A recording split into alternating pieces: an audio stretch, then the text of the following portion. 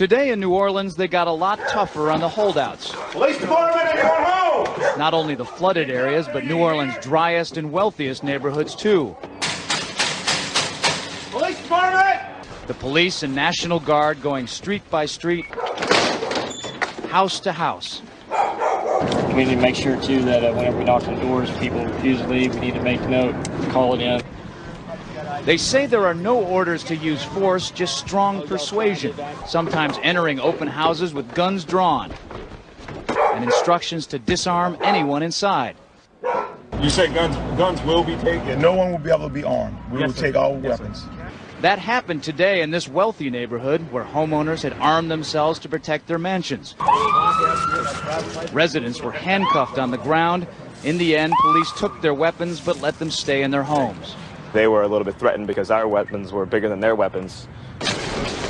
For many of the police and guard troops, it is an uncomfortable job to do this in an American city. This guard unit occupied a church, using it as a base camp. They had to leave a note because they could not get hold of the pastor to get permission. It is surreal. Yeah, you never expect to do this in your own country. Chris Montgomery says he'd rather be in Iraq than patrolling American neighborhoods. Walking up and down these streets, you don't want to think about the stuff that you're gonna have to do if somebody pops around the corner. Be shooting in America. Yeah. Well, I don't want you in here. We're not going to do that. I don't want you in here, period. But there's a mandatory evacuation. I know all about it. Well, Patricia Coney's protests were to no avail. They moved her out of there, and she is now out of the city. No one will be able to be armed. We will take all weapons. It was a human drama with emotions and tensions running high. Patty Coney is still trying to recover physically and emotionally. They really did a number on me. From the day police forced her from her home. It was traumatic. All of a sudden, they were banging on the front door, the side door, and the back door. And they said, let us in. Patty tried to explain. She was on dry land, she had plenty of food and water, and didn't want to abandon her dogs. But it didn't matter. If you see 6 or 8 police that look like linebackers pushing you in a corner, you're in shock. I'm saying, look at all my food. I got plenty of food. They kept pushing me back, and ended up like this.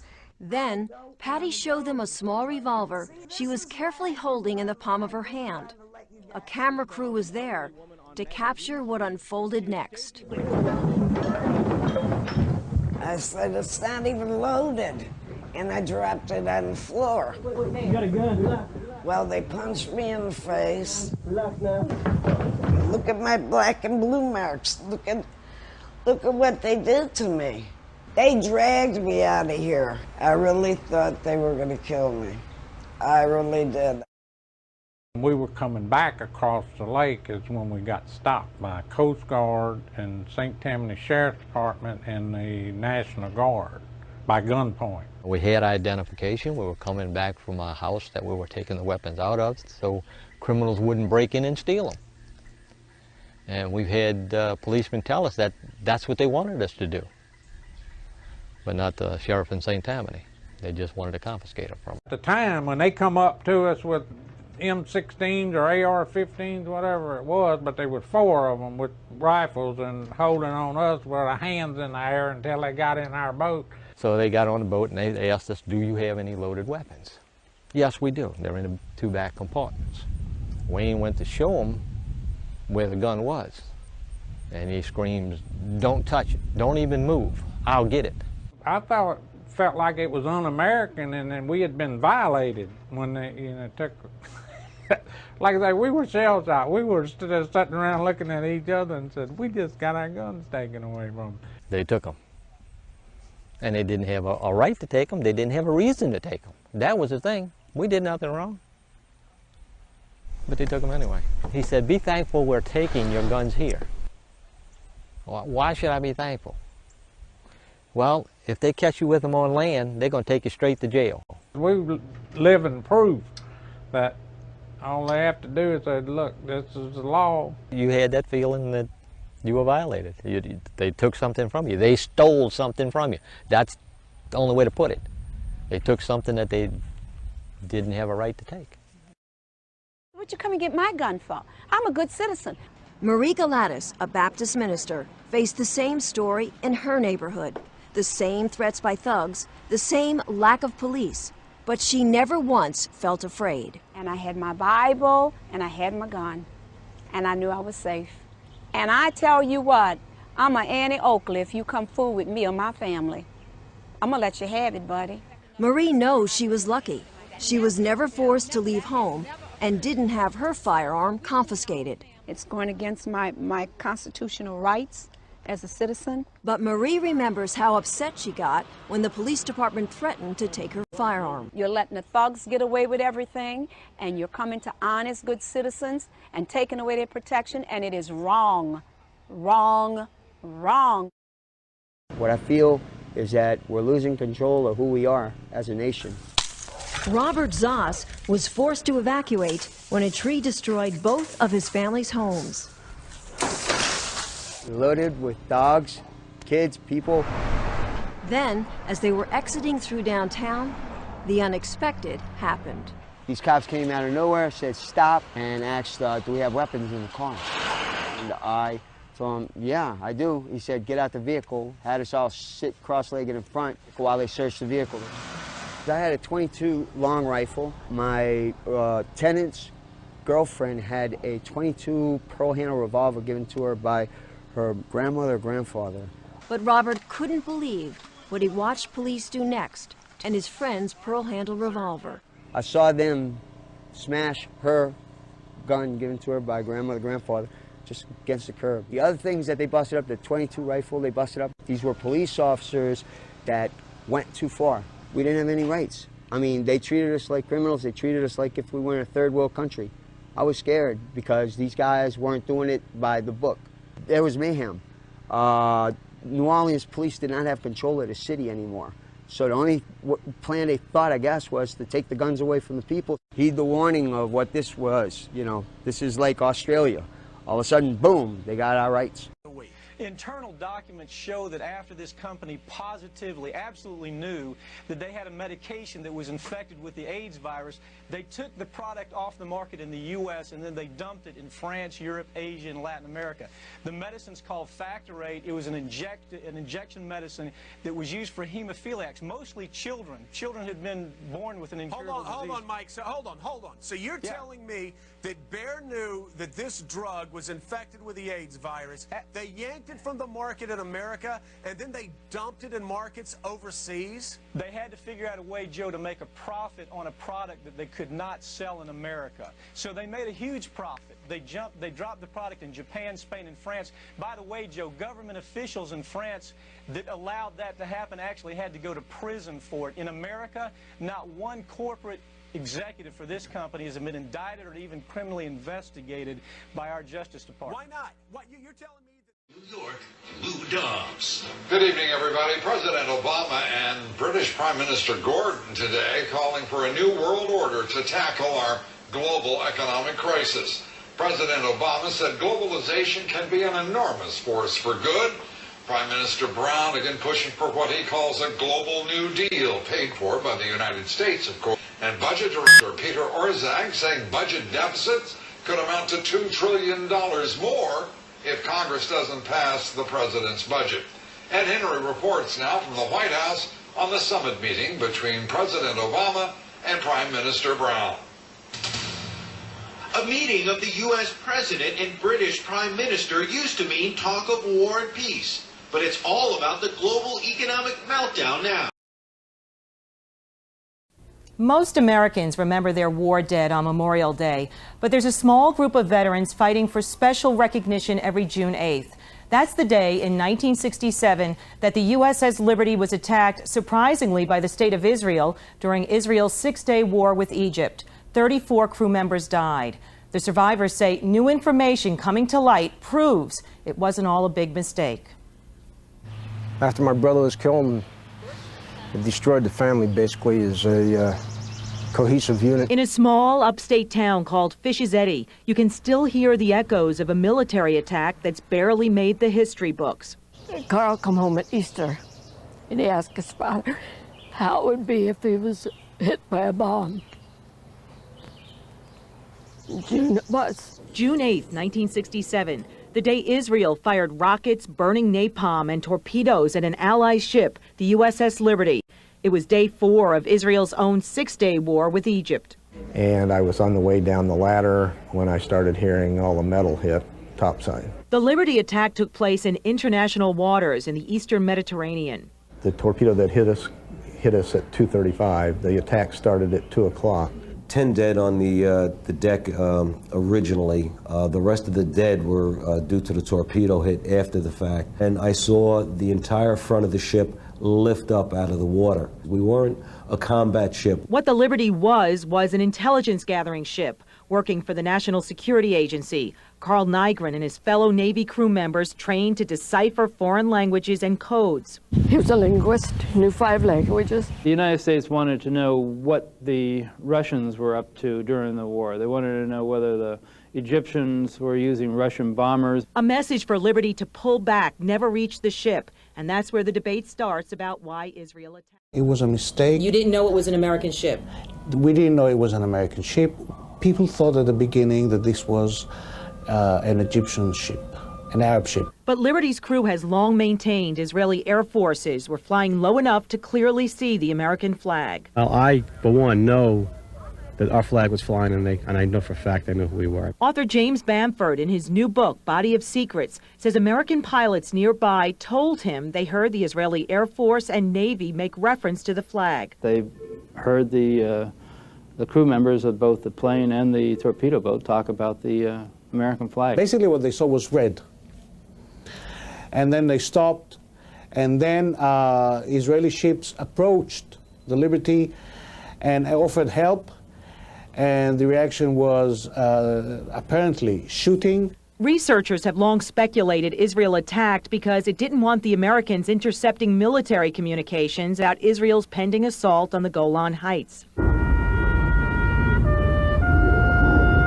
When the Liberty attack was over, 34 American crew members were dead and 171 wounded. 821 rocket and machine gun holes were counted in Liberty's hull. Crew members say Israel even fired at lifeboats after one of its 5 torpedoes had already smashed a 40-foot hole in the ship's side, a section where 25 intercept operators were working and killed. I spent 2 days down there cleaning up those 25 guys. When I was debriefed, I was told not ever to talk about it to anybody. And back in New York, Jan Nygren remembers coming home from 6th grade when his family got the Navy telegram. Carl Nygren was dead at 23. His little brother went back to school. It was about 5 minutes later, my parents walked in, took me out of school. It's one of the major things I remember. It was like a sledgehammer. A U.S. Navy Board of Inquiry ultimately agreed with Israel's explanation that it made a tragic mistake, even though Bamford reports one NSA memo called the conclusion a whitewash. Israel apologized and paid $12 million in reparations to the U.S. families. Money don't do it.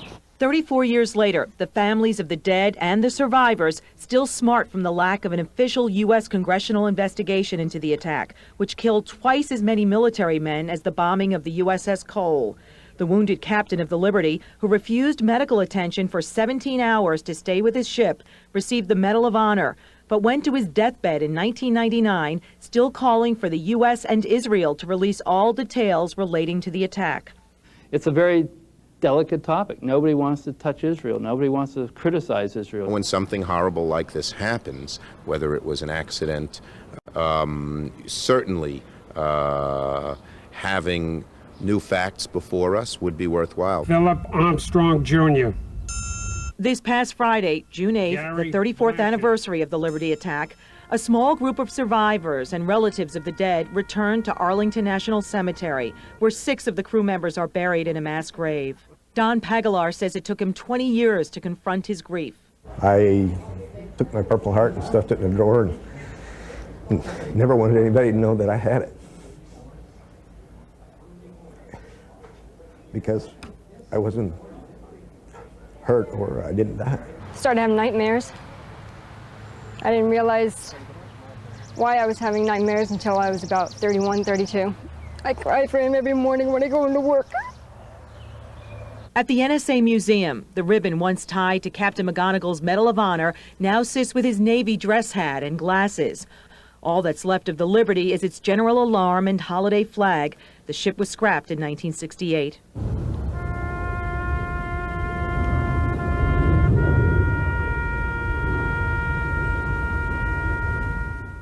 This report was researched and co-produced by Caesar Darius, our managing editor. In the meantime, however, the Israeli government is said by sources to believe that Osama bin Laden is responsible for the operation, and those two organizations are related, but they are not exactly the same. Reporting and speculating is that there is only one terror organization in this world that could coordinate this kind of event, and that would be something operated by Osama bin Laden. Intelligence officials say he is in Afghanistan, where he has been protected by the Taliban, and as we know, the United States has... Okay, Tom. Well, let's go to Paul Bremer now, Ambassador Paul Bremer, who's the chairman of the National Commission on Terrorism. Mr. Ambassador, do we have any idea whatsoever who may be responsible for this? Probably are four possible candidates. There's the Osama bin Laden al-Qaeda group that you've been talking about. Just at this moment, you're a terrorism expert. Counterterrorism, I hope. And can talk to us a little bit about who. I'm on the 82nd floor, and I don't know what my peers are. I don't know. I hope to God they're okay. That's all I can say. I don't know what. We saw a shadow. It looked like a plane. Next thing we know, it was boom, and the floor started shaking. And then we saw debris fall down, and next thing we know, we had to get out of the building. We stuck on the stairs for a while. We finally got down to the lobby. Then we get to the lobby, there was this big explosion. The ladies that are with me were in the World Trade Center in the first building and escaped through the lobby, where they report that they believe there was a bomb in the lobby. We ran down the steps to the lobby. There was no lobby. Everything was torn up, and even the turnstile was burnt and it was sticking up, and they just... In the office, he said one thing, run. Everybody just ran. And we ran down the stairs. They told us to come back up the stairs. And we were like, come back up the stairs, are you crazy? So we continued down the stairs. We came outside the lobby. There was no lobby. The lobby was totally gone. Did you see other people? People. There was a woman there with her face blown off. And as we were coming out, we passed the lobby. There was no lobby. So I believe the bomb hit the lobby first. And a couple of seconds in the first. Outside. Excuse me. All this time, I'm hearing all type of explosions. All this time I'm hearing explosions. And I'm thinking that maybe it's the buses around me that were on fire, the cars on fire. But I don't see no, but I'm still hearing these explosions. When they finally got to us, and they took us down to what they called the lobby, because I asked them, I said, when we got down there, I said, where are we? He said, this was the lobby. And I said, you got to be kidding me. It was total ruins. Total ruins. Now keep in mind, when I came in there, the lobby had nice escalators. It was a huge lobby. And for me to see what I saw, when I came in there, the lobby had nice escalators. It was a huge lobby. And for me to see what I saw, it was unbelievable.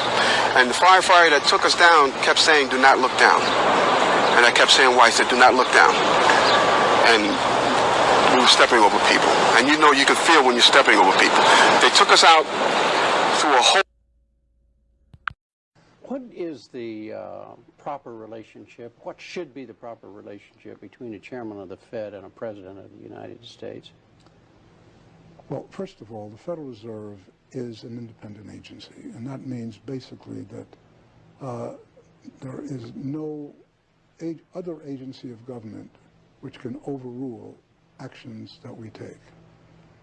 So long as that is in place and there is no evidence that the administration or the Congress or anybody else is requesting that we do things other than what we think is the appropriate thing, then what the relationships are don't frankly matter. And I've had very good relationships with presidents.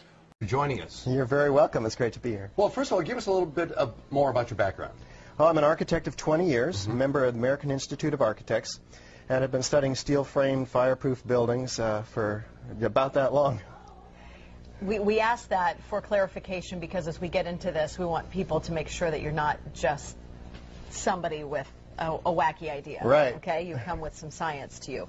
What is the official reason for the collapse of the World Trade Center towers? Well, we're told that the planes hit the buildings and there was an explosion and a fire, and about an hour and a half later, in the case of the North Tower, the buildings collapsed due to structural weakening due to the fires.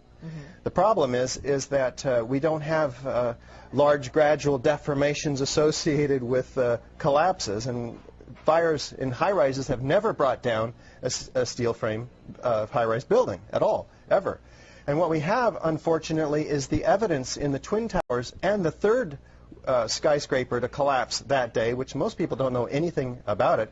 We have the evidence of the 10 key features of controlled demolition. In the case of Building 7, it collapses straight down into its own footprint at free fall speed in the first 100 feet. It's dropping, as you can see, symmetrically, smoothly, at free fall speed in the first 100 feet, 2.5 seconds. This is uncanny. There's 40,000 tons of structural steel designed to resist this collapse. Is it, what, a 47-story building? Yeah, it's just called Building 7, right a football field away from the Twin Towers. Okay, so what we're showing is left what happened. In fact, right is a controlled where you are using, or the people who made this happen, used demolition. Indeed, and it's a direct comparison. And you can see that, indeed, almost free fall speed, free fall acceleration through 40,000 tons of structural steel. That is uncanny investigation, and they'll find out who, why, how, etc. Okay. Then let me ask you, I'm person X. I want to place something in one of those buildings. Where would I carry it? How big would it be? Is it that visible that I would be spotted by security, or could I place it in one of my tooth fillings? Yeah, we're talking about several tons of nanothermite and ordinary thermite. One would have to have access through security. So the security company involved for the World Trade Center should be thoroughly investigated. And it turns out to be Securicom, Stratosec. Somebody should look and see who's on the board of those companies. Some very interesting individuals turn out to be. In addition, one would have to have the cover of, say, an elevator modernization, which was, in fact, going on 9 months prior to 9/11, so that there were workers throughout the World Trade Center and had access to the hoistway, which is immediately adjacent to the core columns and beams in the building. Okay, well, we have an enemy here. That the finger has been pointed to, that this was the work of al-Qaeda. This was the work of Osama bin Laden, at least to get the planes all going into the buildings and into the field in Pennsylvania and into the Pentagon. Is there no way that they then could still be the enemy that placed those in the buildings first and then did the incendiary device via a plane second? Right. Well, what you have to ask is who had access to the buildings? Did al-Qaeda have access to these highly secure buildings? Probably not. Did they have access to sophisticated nanothermite where the particles are 1,000 times smaller than a human hair? Probably not. Somebody else has to be investigated. And that's why we have 700 architects and engineers demanding a real investigation. We don't have the whole theory as to how this happened, who did it, why. We just lay out the facts like we did last night in the Veterans Memorial Auditorium, and we demand a real It's like this. You gotta make it real awkward. That's exactly how you have to have a certain amount of distance between the bodies exactly. in junior high. Yes, like they say in Catholic school, leave room for the Holy Ghost. Anyway, there is a lot of memories today, actually. It's a big day in music history.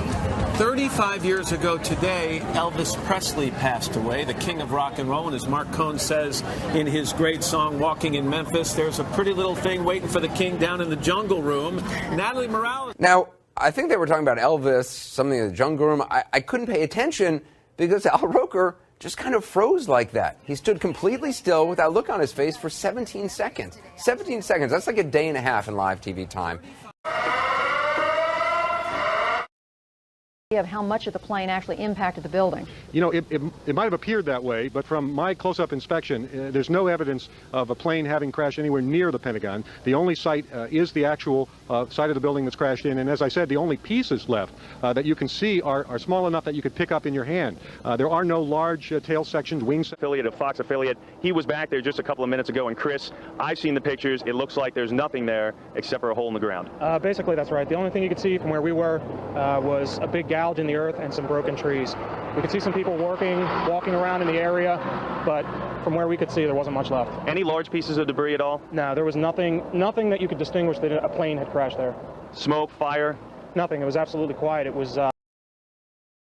It has been more than 16 years since a civilian working for the Navy was charged with passing secrets to Israel. Jonathan Pollard pled guilty to conspiracy to commit espionage and is serving a life sentence. At first, Israeli leaders claimed Pollard was part of a rogue operation, but later took responsibility for his work.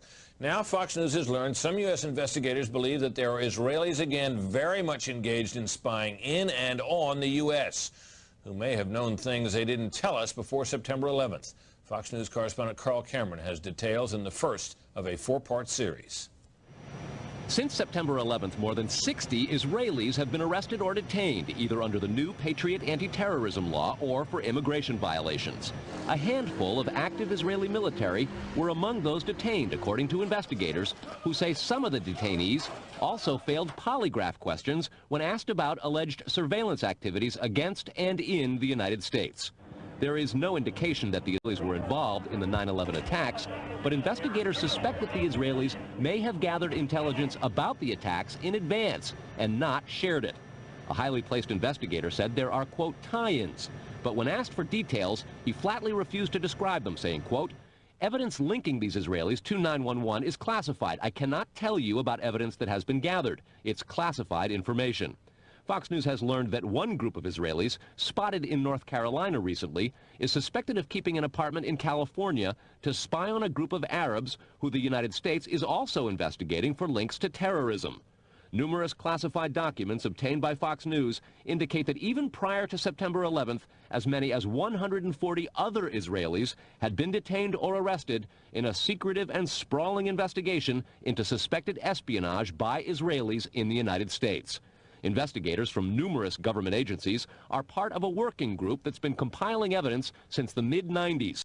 These documents detail hundreds of incidents in cities and towns across the country that investigators say, quote, may well be an organized intelligence gathering activity. The first part of the investigation focuses on Israelis who say they are art students from the University of Jerusalem and Bezalel Academy. They repeatedly made contact with U.S. government personnel, the report says, by saying they wanted to sell cheap art or handiwork. Documents say they, quote, targeted and penetrated military bases, the DEA, FBI, and dozens of other government facilities, and even secret offices and unlisted private homes of law enforcement and intelligence personnel. The majority of those questioned, quote, stated they served in military intelligence, electronic surveillance intercept, and or explosive ordnance units.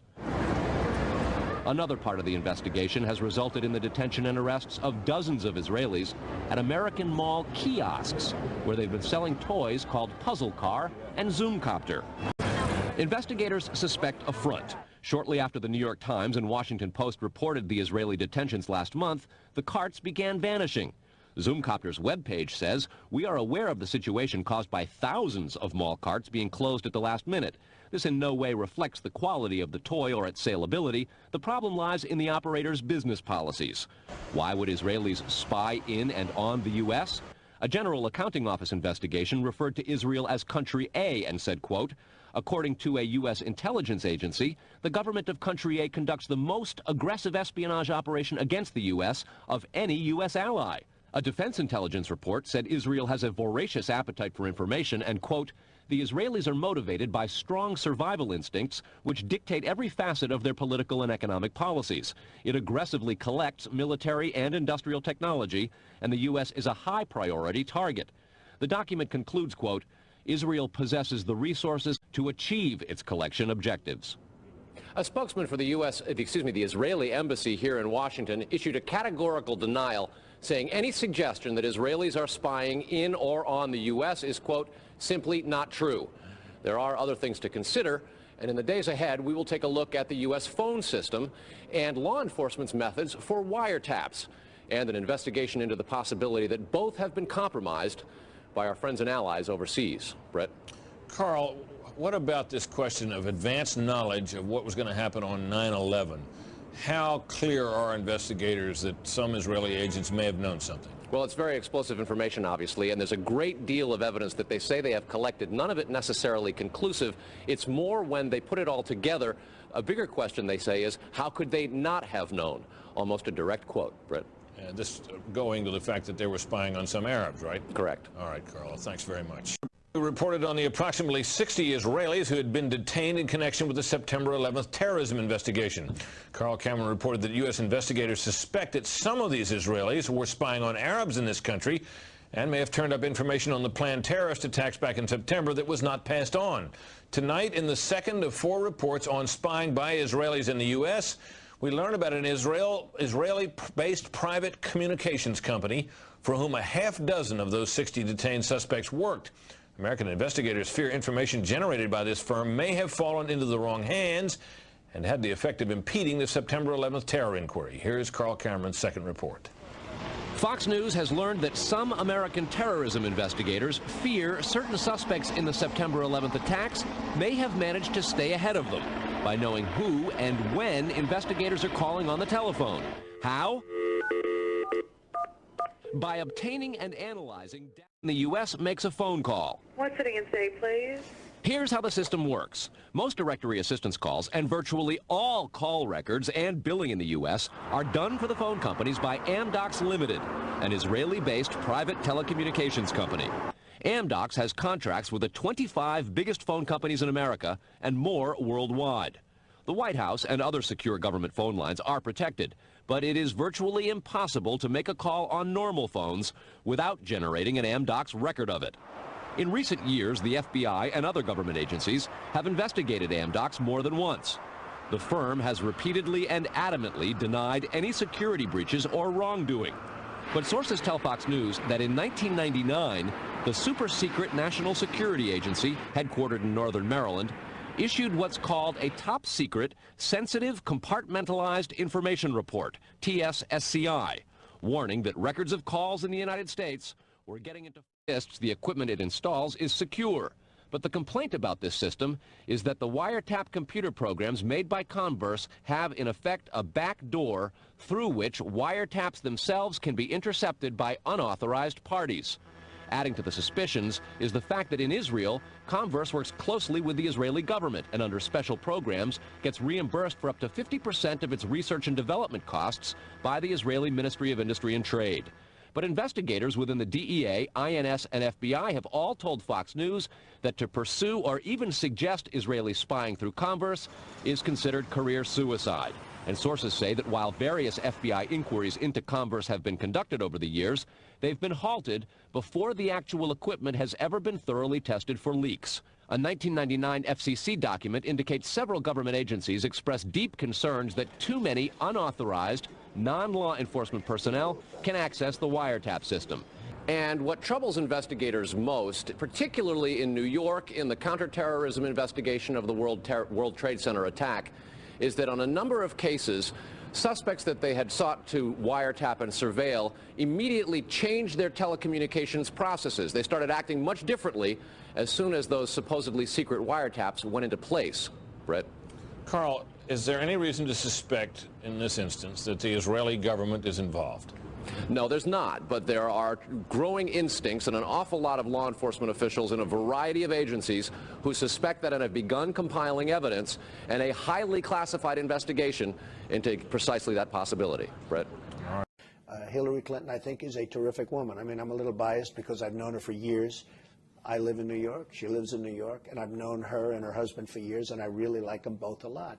And I think she really works hard, and I think she, again, she's given an agenda that's not all of her, but I think she really works hard, and I think she does a good job, and I like her. Do you think that she says she's out at the end of this term? You think we're going to see her again running for office? I think so. I think, you know, assuming she's healthy, which I hope she will be, I think she probably runs after the next 4 years, I would imagine. I just like her. I like her, and I like her husband. Well, first of all, I know her very well, and I know her husband very well, and I like them both.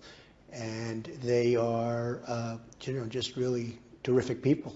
I like them both very much, but I think you'll be looking at the record of Hillary Clinton and how did she do as Secretary of State, probably above and beyond everybody else and everything else. I don't know that Benghazi, it doesn't seem to. And people on every street corner, it was like a movie, but you watched the planes hit the towers. I was watching with my roommate. It was approximately several minutes after the first plane had hit. I saw this plane come out of nowhere and just ream right into the side of the Twin Tower, exploding through the other side. And then I witnessed both towers collapse, one first and then the second, mostly due to structural failure because the fire was just too intense. Obviously, there were a lot of people inside the buildings at the time. Two guys from the 7th Precinct, the 1st Precinct, the fire department right here, the 7th truck, those guys are all right there at ground zero when those things went down. And God bless, I know there's a lot of guys there that were around there, and hopefully they made it out. What was happening? And in the rush to fund the war on terrorism, the war on waste seems to have been forgotten. My 03 budget calls for more than $48 billion in new defense spending. More money for the Pentagon when its own auditors admit the military cannot account for 25% of what it already spends. According to some estimates, we cannot track $2.3 trillion in transactions. $2.3 trillion with a T. That's $8,000 for every man, woman, and child in America. To understand how the Pentagon can lose track of trillions, consider the case of one military accountant who tried to find out what happened to a mere $300 million. We know it's gone, but we don't know what they spent it on. Jim Minery, a former Marine turned whistleblower, is risking his job by speaking out for the first time about the millions he noticed were missing from one defense agency's balance sheets. So far, 22,000 tons of material have been brought from the Ground Zero Center behind me and out to Staten Island to the Fresh Kills dump, where it's all being examined. And one of the major developments that occurred overnight is that officials found a passport belonging to one of the terrorists. That was apparently found a couple of blocks away, because when one of the planes, or the first plane, slammed into the tower, you could see it on the video, in fact, debris flew out the other end. There's a belief that some of the cockpit just kept on going, and with that velocity went right through the building. Sources here on the ground had told me that they even found some body parts in the cockpit area.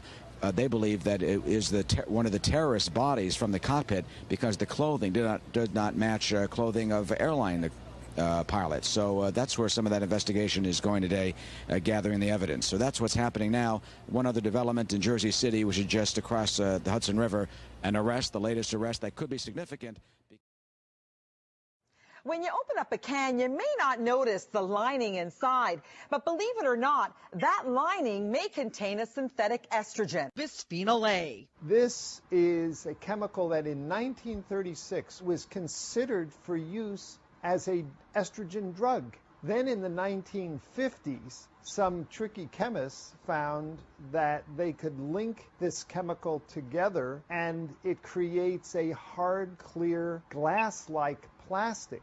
Dr. Vom Saal says they have tested bisphenol A in animals and the results are disturbing. We started testing it at levels tens of thousands of times below what anybody had ever tested before, and found that it profoundly damaged the male reproductive system.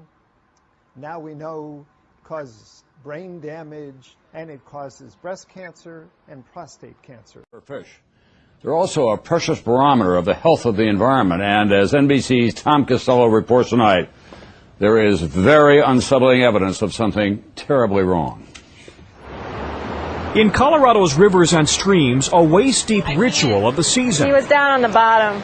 Using electric currents to stun native fish to the surface where they're measured and checked. But it's what they discovered in the white suckerfish that's got even veteran scientists concerned. I've done a lot of studies throughout my career, which extended back to 1973. This is the very first time that what I found scared me. This fish has characteristics of both males and females. And scientists have found lots of them in 3 Colorado rivers, all of them downstream from sewage treatment plants. In the Boulder Creek, female white suckers outnumbered males 5-1. And 50% of the males also had female sex tissue. The cause? Researchers say there's too much estrogen in the... Hi, I'm Mayor Cory Booker, and I, like so many in our city, are just saying enough. We have had a significant reduction in shootings in our city, but it is still too many. There are a small group of people in our city that think they can walk around with guns. It is unacceptable. But we can't just wish this will stop. We can't just hope this will stop. We as individuals have to do something about it. So we have a program in our city right now that's completely anonymous, and we will give you cash, $1,000, to anyone who calls our anonymous tip line. Give us the information about who is carrying a gun. And if we don't even have to have a conviction, if we arrest that individual and simply get that gun off the streets, you call back, get your second group of digits, go to a bank or send somebody to a bank, and they will give you $1,000 in cash, no question asked. This is the best program in the country. For the past 40 years, the world has been riveted by the threat of nuclear war, and more recently by the prospect of space defenses using lasers and other modern technologies. But while both sides at the Geneva summit will be focusing on these matters, progress is being made in even newer weapons that could render any arms agreement relatively useless. Lightning is the most dramatic form of energy to be found in nature. Scientists have succeeded in creating limited types of artificial lightning, and some think that these could be the forerunners of a new type of directed energy weapon, part of a family of weapons which operate within the radio frequency segment of the electromagnetic spectrum, and are thus referred to as radio frequency weapons. Dr. James Frazier has researched electromagnetic effects for the Air Force for over 10 years, and he, like a small but growing number of weapons experts, feels that radio frequency, or RF weapons, could be the wild card in the ongoing arms race. You could have tremendous amounts of radiative power. Brainstorm was a science fiction movie about a device which electronically injected thoughts into the human mind. In this scene, the mind control machine projects images into the brain of the chief scientist through an electrode headset. The scientist then finds himself experiencing the thoughts of a wild truck ride.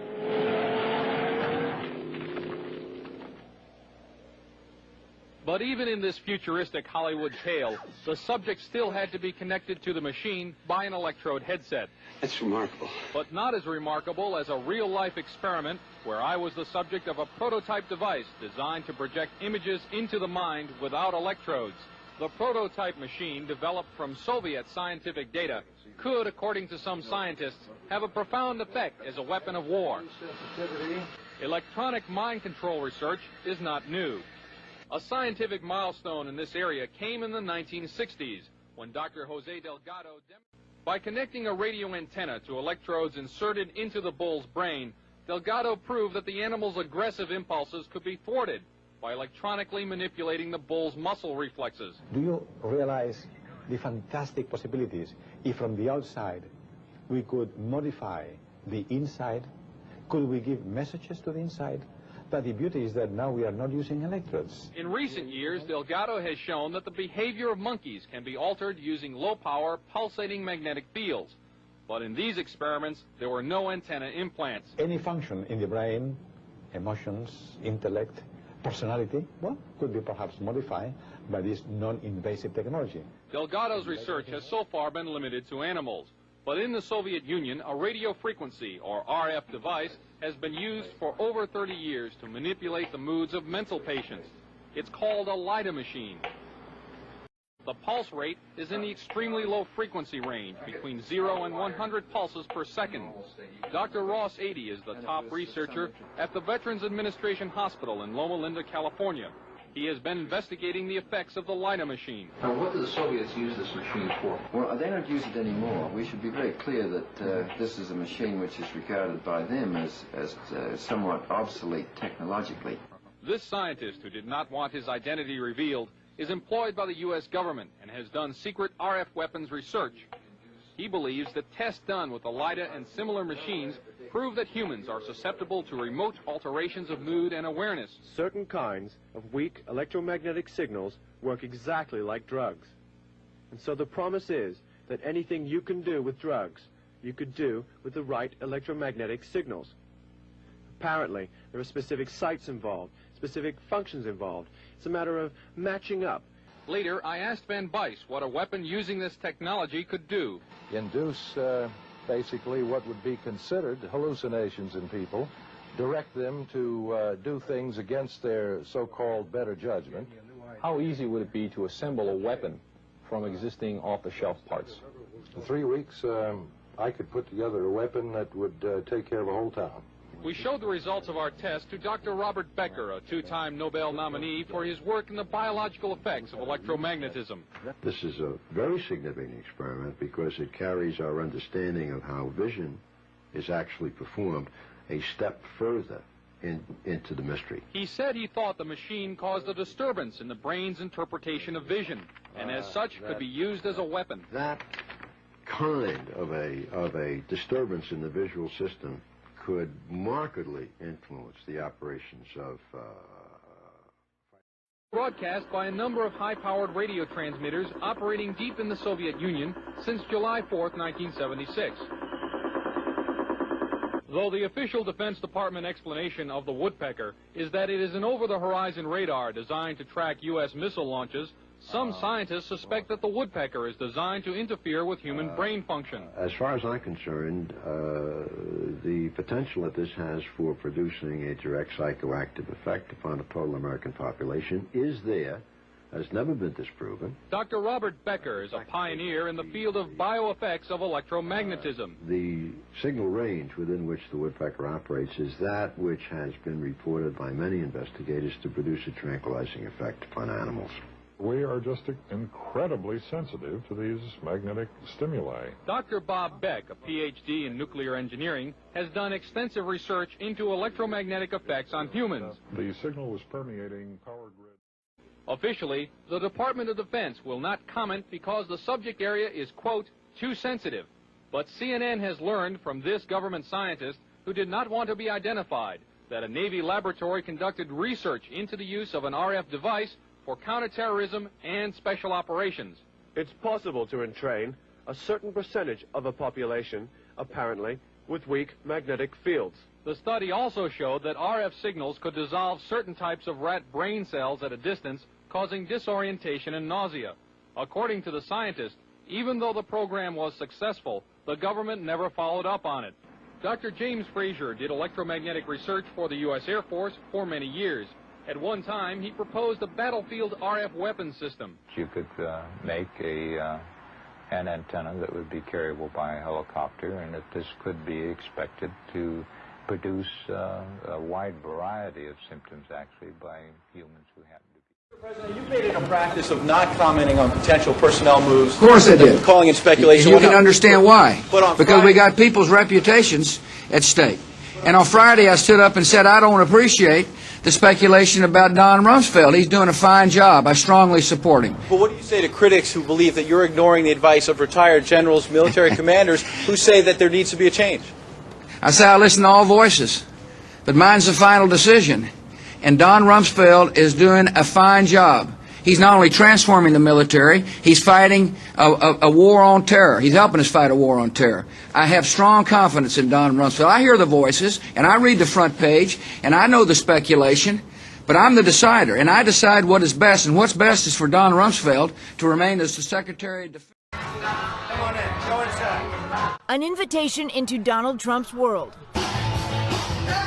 Footage from 1992 found in the NBC archives shows the future president welcoming Jeffrey Epstein to his Mar-a-Lago estate. The get-together more than a decade before Epstein pleaded guilty to prostitution charges in Florida. Both men are seen enjoying themselves, Trump pointing out women dancing in front of them. An apparently friendly encounter with a man the president is now looking to distance himself. Psychological warfare aims at vital targets, thoughts, emotions, opinions, attitudes. It attempts to influence behavior by the planned use of propaganda. Many people think of propaganda as lies and distortions used by demagogues to arouse and incite. The Nazi propaganda minister, Dr. Goebbels, did his best to help this idea along. Actually, the word propaganda has no derogatory meaning. It comes from the Latin propagare, which means simply to spread about. It was first used by the Jesuits in 1622, when they began a college of propaganda which trained missionaries to serve in distant lands. Today, as the battle for men's minds is intensified, intelligence is studied for psychological warfare use. Enemy troop vulnerabilities are determined and plans drawn up to exploit them. There are three broad areas: tactical, strategic, and consolidation, in which psychological warfare supports the military mission. Tactical support is aimed at the civilians and enemy soldiers in the combat area. Objective, to remove as many as possible as hazards to our troops by reducing their combat efficiency and will to fight.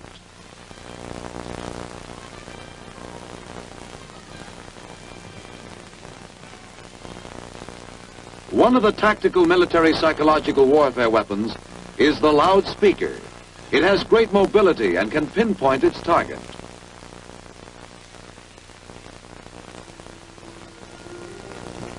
First, the severe flooding here in the Northeast as more rain continues to fall today. NBC's Michelle Kaczynski, I guess she's in the canoe, is in Wayne, New Jersey this morning. Hey, Michelle, good morning to you. Good morning. Well, obviously we're getting a nice break from the rain, but not the flooding. This is essentially now a part of the Passaic River in this neighborhood. It rushed in yesterday through the streets, and it's really tough to control a canoe or a boat when you're out in it. It's much deeper back there because this is really moving. And as it started to get into people's homes, they started realizing it's time to get out of here. Those weapons of mass destruction got to be somewhere.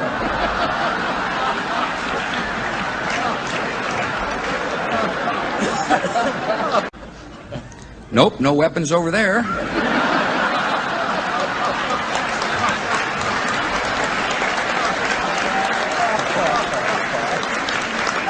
Maybe under here. There is no question whatsoever that Saddam is seeking and is working and is advancing towards the development of nuclear weapons. No question whatsoever. And there is no question that once he acquires it, history shifts immediately. There is no question that he had not given up on his nuclear program, not whatsoever. There is also no question that he was not satisfied with the arsenal of chemical and biological weapons that he had and was trying to perfect them constantly. Saddam is hell-bent on achieving atomic bombs, atomic capabilities as soon as he can. In this September 2002 congressional hearing, Netanyahu openly called for war on Iraq. If you take out Saddam's regime, I guarantee you that it will have enormous positive reverberations on the region. And I think that people sitting right next door in Iran, young people, and many others will say, the time of such regimes, of such despots, is gone. There is a new age, something new is happening. In reality, the catastrophic and illegal U.S.-led war and occupation in Iraq set the region ablaze, destabilizing numerous countries, leading to the deaths of more than 1 million people, fueling extremist Salafi jihadist groups like Al-Qaeda, and eventually giving birth to ISIS. But Netanyahu was an absolutist. He declared that there was no other option but to dismantle the government in Baghdad. 2 decades ago, it was possible to thwart Saddam's nuclear ambitions by bombing a single installation. But today, nothing less than dismantling. When you found out there were no weapons of mass destruction, can you bring me to that moment? Did someone walk in and say, we've stopped looking, they're not there? Who was it? How did that happen? It just kind of was, it evolved. The fact that there wasn't weapons evolved. I mean, you know, when we first got in there and started looking around and didn't find anything, you get that kind of sinking feeling that, uh-oh. And then time went on, and then we got tips, you know, I'll never forget the tip that there was crates buried, you know, hidden in the Euphrates River. So they found, maybe these are them, and they sent frogmen, and there was nothing there. And so, and then, of course, George Tenet had the inspectors go back in, our David Kay and Dulfer, and that pretty well was a period at the end of the sentence there. And yeah, I felt terrible. But first to Iraq and my open. So what should we do? Send in more troops to protect sacrifices already made? Cut a deal with the devil, Iran? Or let the Sunnis and Shias duke it out themselves? I've told you that you need to be afraid because they are coming for you. The ISIS assault, the Islamic State of Iraq and Syria signals the beginning of the reverse crusade. They are coming for us. To them, we are the infidels. But I, for one, am not willing to let one more American die or come home with fewer limbs from that part of the world. Americans have shed enough blood there. My resolution? Airstrikes. Bomb them. Bomb them, keep bombing them, bomb them again and again. And I don't care how long. The movies are the culture of the 20th century. They've affected people in everything from determining how they dream. But does anyone doubt there may be something else at work here that is not just what children eat, but what they see? Today, even secularists are beginning to understand that our obsession with entertainment is destroying the very soul of our culture. Don't let yourself or your family be a casualty in the information wars. They were pretending to murder people. What was the tone of it, though? Was it jokey or was it quite... No, it wasn't jokey at all. It was sick. That's about the only way to describe it. It was sick.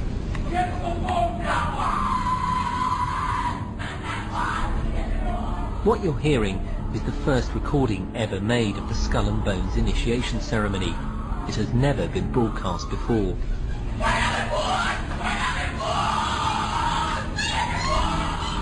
15 new members of the club are being introduced into the macabre rituals of Skull and Bones by the senior students who are about to graduate. The club has what some might see as a strange fascination with death, skulls and bones. There's the chants too, difficult to hear first of all, but including the devil equals death and death equals death. And members of the committee, my name is Nayira and I just came out of Kuwait. My sister with my 5-year-old nephew traveled across the desert to safety. There was no milk available for the baby in Kuwait. They barely escaped when their car was stuck in the desert sand, and help came from Saudi Arabia. I stayed behind and wanted to do something for my country. The second week after an invasion, I volunteered at the Al-Adan hospital with 12 other women who wanted to help as well. I was the youngest volunteer. The other women were from 20 to 30 years old. While I was there, I saw the Iraqi soldiers come into the hospital with guns. They took the babies out of the incubators, took the incubators and left the children to die on the cold floor. It was horrifying. I could not help but think of my nephew. Nayira's testimony was rebroadcast across the country and marked a turning point in public opinion on going to war. President George H.W. Bush repeatedly cited her claims. They had kids in incubators, and they were thrown out of the incubators so that Kuwait could be systematically dismantled. 3 months after Nayira testified, President George H.W. Bush launched the invasion of Iraq. But it turned out Nayira's claims weren't true. No human rights group or news outlet could confirm what she said. It also turned out Nayira was not just any Kuwaiti teenager. She was the daughter of the Kuwaiti ambassador to the United States, Saad Nasir al-Sabah. She had been coached by the public relations firm Hill & Knowlton.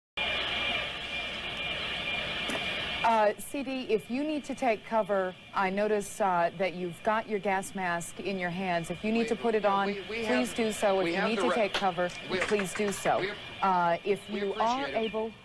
if you are able to take a question, did you think that the possible threat would be over because it is now morning there? It's what, just after 6 o'clock in the morning? Yeah, the whole thing is everyone assumed that the threat would be over because it was early morning. But the thing about Saddam Hussein is that he has never done the expected, and right now we have, you know, once again been surprised with the unexpected, an air raid, an apparent attack, although we can't say what the outgoing missiles hit, at approximately 20 after 7 in the morning Saudi Arabian time. The crowd, the white say.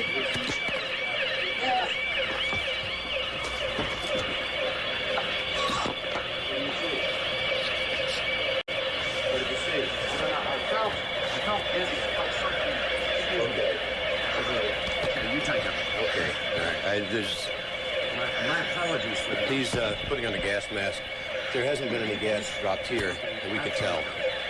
You smell anything? No. Oh. You may smell some of the fumes from a missile exhaust going off.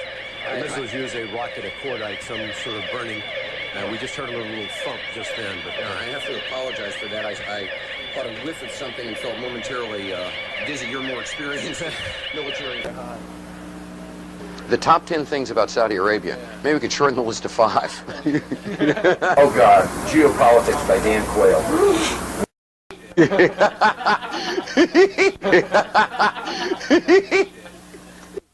Je suis un journaliste américain. Wolf. Wolf.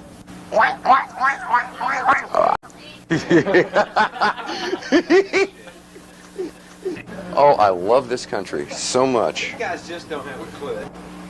Well, Cheryl, it was almost exactly 2 hours ago when the sirens went off here in Saudi Arabia. Where we are in eastern Saudi Arabia, there was no problem. It was almost exactly 2 hours ago when the sirens went off here in Saudi Arabia. Where we are in eastern Saudi Arabia, there was no problem. However, there was an intercept elsewhere near the capital city, Riyadh. We've got some videotape of that you can take a look at right now. Hi, Atlanta. We're about to have a short course in missile identification. This is a Scud. You can tell it by its distinctive label.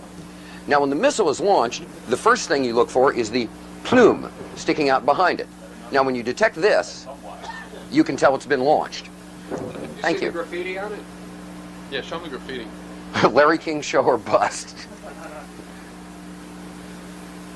Every time you go to the airport, you can't miss this guy, the blue horse with the beet red eyes staring at you as you drive up to the main terminal. Well, now he's getting a friend. Check this out. It's Anubis, also known in Egypt as the god of death. And now it's hanging out at the airport. Fox 31's Kim Posey joins us live tonight from DIA. Kim, we'll start with the obvious. What were they thinking putting the god of death at the airport?